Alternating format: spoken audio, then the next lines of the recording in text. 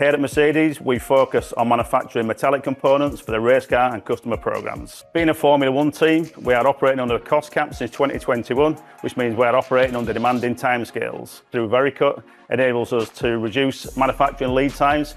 With this in mind, it was great to have an opportunity to trial Vericut Force to enable us to focus on reducing lead times further without reducing parts quality to make parts quicker and more efficiently.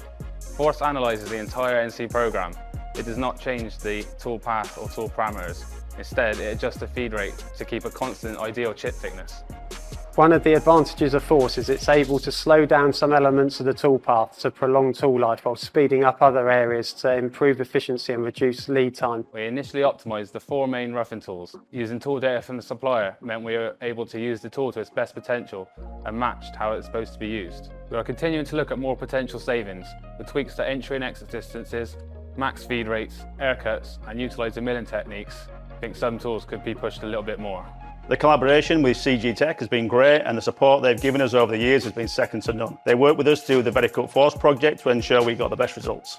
With ongoing support for our customers, we help them get the most out of Vericut. And with the Vericut Force module, we can help them optimise even further.